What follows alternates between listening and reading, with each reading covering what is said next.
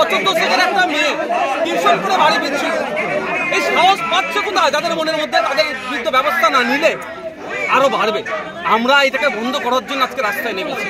আজকে মহিষবাড়ি বাজারে আমরা এই যে এক স্কুল পড়ুয়ার সাথে যে হয়েছে, অন্যায় হয়েছে, যে অত্যাচার হয়েছে, যৌন নির্যাতন করে খুন হয়েছে, যে বা যারা দোষী তাদের সর্বোচ্চ শাস্তি এবং পুলিশি গাফলতি আছে, সেই পুলিশগুলোর বিরুদ্ধে বিভাগীয় কি তদন্ত হচ্ছে, তাদেরকে সাসপেন্ড করা হচ্ছে কি ক্লোজ করা হচ্ছে, সেটাও আজকে জবাব দিচ্ছ না রাস্তায় আমরা নেমেছি।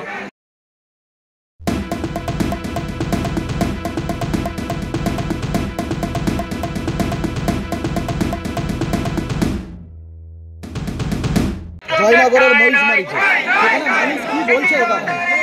এখানে মা বোনেরা রাস্তায় আমাকে জিজ্ঞাসা করছে এবং আমাকে বলছে একটা কথা, যে বিচার চাই। একটা মা আমাকে বললেন বাস্তব কথা, যে একটা মা ছাড়া কষ্ট বুঝতে পারবে না। তার 75 সেকেন্ড একটা মেয়ে টিউশন করে বাড়ি ফিরছিল। এই সাহস পাচ্ছে কোথায়? যাদের মনের মধ্যে তাদের বিরুদ্ধে ব্যবস্থা না নিলে আরো বাড়বে। আমরা এটাকে বন্ধ করার জন্য আজকে রাস্তায় নেমেছি।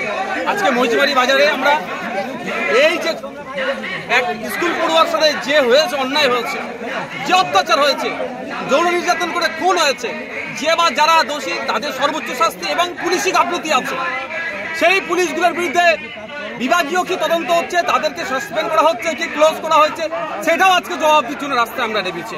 কারণ যদি পুলিশ আপনার পুলিশ পোস্টে যদি গিয়ে পুলিশ পোস্টে যারা দায়িত্বশীল ছিল, ওখানে যারা দায়িত্বরত ছিল, তারা যদি যথাসময় একটু বেরিয়ে ঘুরতো, সিসিটিভি এখানে কিছু যদি থাকতো, সেগুলো যদি একটু ওয়াচ করতো, তাহলে হয়তো এই দুর্দিন দেখতে হতো না, এই ভয়ঙ্কর অভিজ্ঞতার সম্মুখীন হতে না। তাই এতে পুলিশের গাফিলতি আছে, পুলিশ মন্ত্রীকে জবাব দিতে হবে। আপনারা কি কোর্টে যাবেন? দেখুন, পরিবারের লোকজনের সাথে কথা হচ্ছে, আমরা অ্যাডভোকেটের সাথে কথা বলছি, প্রয়োজনে আমরা এখানে মামলা করব। আপনারা দেখছেন আওয়াজ, রোজকারের হক কথা। ফর মোর আপডেটস অ্যাবাউট আওয়াজ, please subscribe our YouTube channel.